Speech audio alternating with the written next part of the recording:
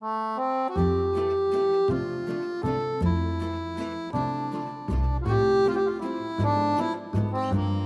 们坐船来到威尼斯的中心圣马可广场，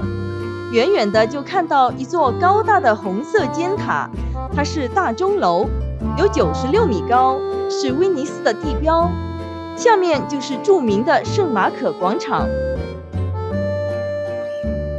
走出码头是一条宽阔的海滨大道，大道旁边还有不少餐厅。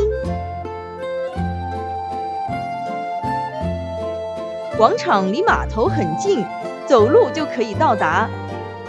每年来这里游玩的游客有2000多万，所以路上的人很多，显得有些拥挤。圣马可广场原本是用来举行各种仪式的地方，现在是旅游胜地。圣马可广场上有很多出名的建筑，这个有圆形屋顶的建筑就是圣马可大教堂，旁边这个有很多柱子的是总督府。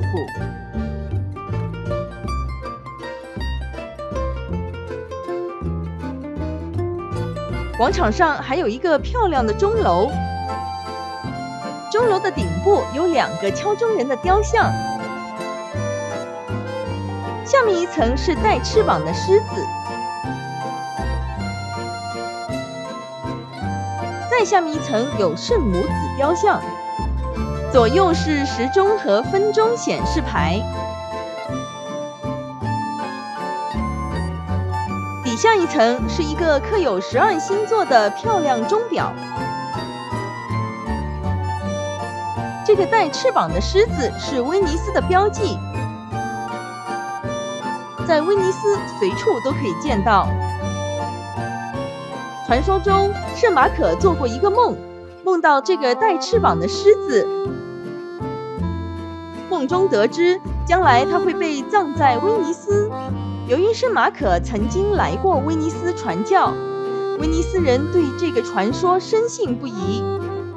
所以在公元828年，圣马可过世800多年之后，真的把他的骸骨从埃及带回了威尼斯，葬在了圣马可大教堂里，并把圣马可封为威尼斯的守护圣人。而这个带翅膀的狮子，从此就代表圣马可，成为了威尼斯的徽章。圣马可广场呢是这里的市中心，来到威尼斯第一个印象是这里到处都是卖纪念品的小商贩，你看满街都是。威尼斯是一个旅游城市，旅游商品是威尼斯一项重要的收入来源。广场周围挤满了卖纪念品的商贩，这些纪念品中最特别的是威尼斯面具。威尼斯的面具文化十分独特，在18世纪之前，威尼斯人完全离不开面具，无论男女，出门都戴上面具，披上斗篷，十分神秘。现在威尼斯还保留着每年的嘉年华庆祝活动，它最大的特点就是大家都要戴着面具来参加。威尼斯的面具做工十分精美华丽，就算不参加舞会，买一个挂在墙上也很漂亮。圣马可广场是威尼斯最热闹的地方，人多，天气又热，可以到海边吹吹海风，坐在水边玩玩水，